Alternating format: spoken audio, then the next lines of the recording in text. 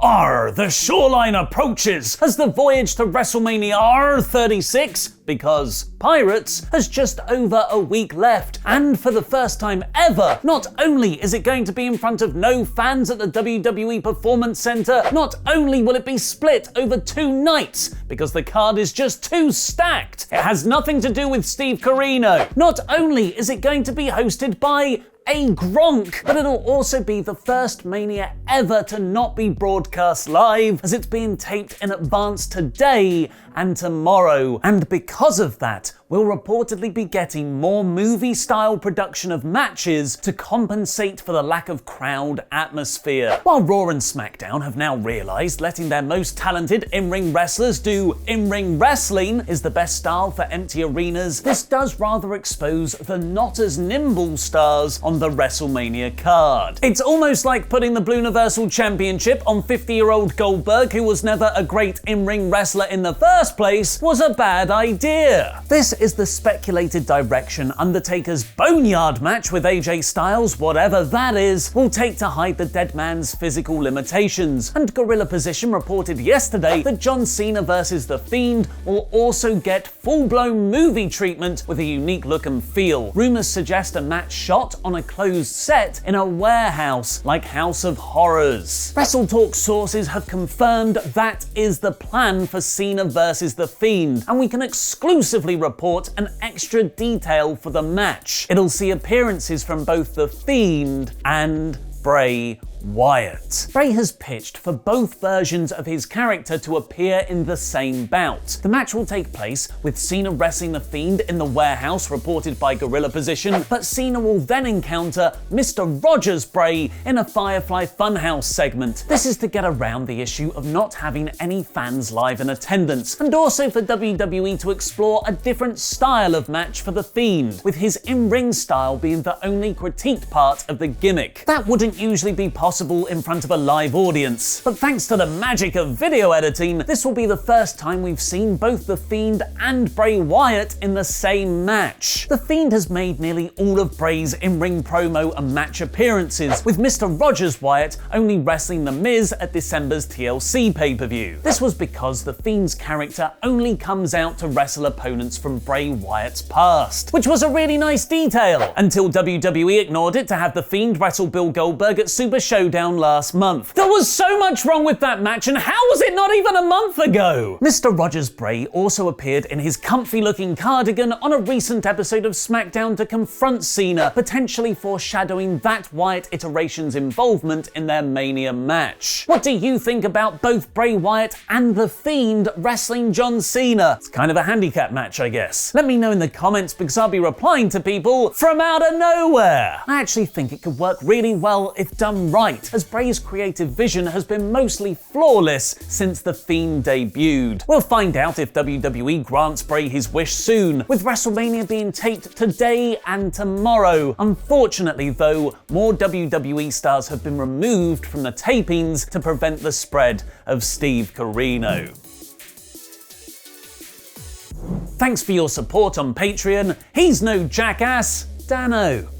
PW Insider have revealed WWE has locked down all their talent and staff working this week's Raw, SmackDown, NXT and WrestleMania tapings in one Orlando hotel, which they've completely taken over, running production meetings from the building's conference room. The main priority is to limit people's exposure to each other to observe the CDC's self-isolation guidelines. It's a significant logistical feat, recording so much programming in advance while keeping track of who's been in contact with who, and WWE is understandably taking the strictest of precautions. Wrestling Observer Radio have revealed that Rey Mysterio is one of those removed from the WrestleMania card, where he was originally planned for a United States title match with Andrade, as he's currently in quarantine. This is why Andrade was randomly moved to a Raw Tag Team title match for the card, with Angel Garza against the Street Profits. It's not currently known whether Rey has displayed any symptoms of Steve Corino, or if he's just come into recent contact contact with someone with the disease. Mysterio was actually at last Monday's Raw taping, with symptoms taking as long as 14 days to appear. Hopefully he wasn't contagious the last time he was at the Performance Center. After Dana Brooke was suddenly removed from the WWE.com article about the six-pack challenge for the SmackDown Women's Championship yesterday, the Wrestling Observer has confirmed she's also now in quarantine. PW Insider have added Brooke wasn't feeling well and was sent home last week as a precaution. And as was obvious on this week's Raw, the Wrestling Observer is also reporting that Jerry Lawler won't be used on commentary until further notice, as at 70 years old, he's in the most at-risk age group for the disease. WWE is now several days into their mass bulk recording of Raw, SmackDown, NXT, and WrestleMania, so they can continue to provide content during a potential total lockdown scenario. It's a mammoth task, too big for just one night, you might say, and Wrestling Observer Live has revealed WWE staff are working very late nights in order to make sure the next few weeks' worth of TV shows are completed. And it looks like this is just in time, as a new order has been issued in Orlando stating all residents must stay at home unless they are making essential trips for groceries, medicine,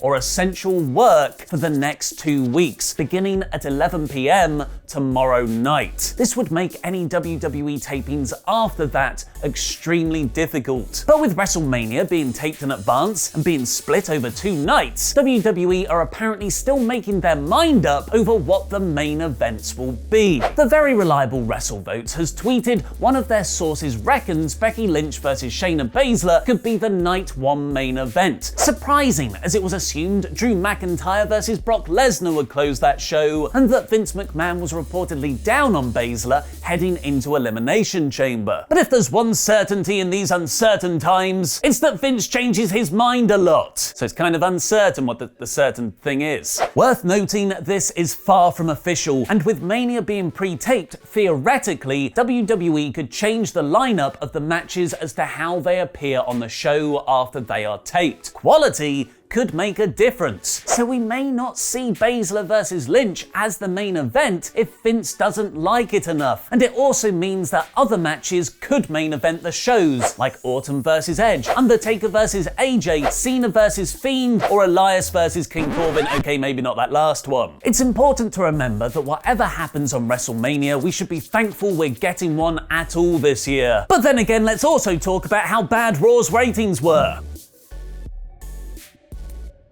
It seems the novelty of WWE shows in front of no fans at the Performance Center has started to wear off, because despite Monday's episode being actually genuinely really good, it only just scraped past 2 million viewers with a 2.01 million average, which is the worst rating for Raw this year, and the worst since the December 23rd, 2019 show, which was pre-taped and drew 1.835 million. While these figures are hard to judge against such ratings draws as all the Steve Corino news and Animal Crossing on the Switch right now, this is an odd drop considering SmackDown did its best numbers since February last week, and the WrestleMania 30 replay on ESPN was actually the channel's highest rated sports show over the weekend. What we're living through right now, though, is unprecedented, and nobody really knows what to do. But the most sage business advice based on previous financial crashes is to have as much cash reserves to hand as possible, as you might need them to survive when the music stops. And Vince McMahon loves that money! And that appears to be the strategy he's using going forward for WWE, as despite being very cash rich anyway, with over $500 million in the bank from the Fox and Saudi Arabia deals, the most of any combat sports company, Vince has sold 3.5 million shares of WWE stock. With the XFL shutting its doors early and future WWE shows in question beyond WrestleMania, this will provide the promotion much needed liquidity if the situation becomes increasingly dire and employees still need to be paid. The filing from WWE to release the funds also contained a very interesting last line. McMahon has informed us that he intends to continue in his capacity as the company's chairman and chief executive officer for the foreseeable future. Vince isn't going anywhere anytime soon, folks. Speaking of taking care of staff, the Bulgarian not-so-brute Rusev has made a very heartwarming pledge. In Bulgaria, we say, "It's not a lot, but it's from the heart. I pledge $20,000 to any of my WWE extended family that are sitting home without income. We can't do it without y'all. Production, security, etc. Love y'all." And Rusev isn't the only one being incredibly generous during these hard times. As you, the wrestling fans, have helped so much already to support the industry and performers we all love in this time of need. Because the numbers are in, and I can reveal our No Fans Monday show last week, how was that only 9 days ago? Raised £6,800 from your super chat donations and sales of the Support Wrestling Screw Coronavirus shirt. All of that will be split between the 26 wrestlers and crew who worked on that show, and on behalf of them and us all here at WrestleTalk, I sincerely thank you all. We want to do another one as soon as it's safe to do so, but I guess the question is, would you like to see it? Let us know in the comments. And an extra special thank you must go to the show's top 4 super chatters: I Am Geeb, Oscui T. Vasquez, Now Should Velgi, and Claudio Chitaro, who donated £750 between them. That means you 4 get the Will Ospreay signed WrestleTalk turnbuckle pads we used on the show. Email support@wrestletalk.com with your name and address so we can get those shipped out to you. There is serious heat between Vince McMahon and CM Punk. Click the video on the right to find out what's going on. And the Go Home show for No Rolls Barred is live. Click the video below to watch mine, Adam Blompier, Laurie Blake, and Luke Owen's epic wrestling roleplay game. I've been Ollie Davis, and that was wrestling.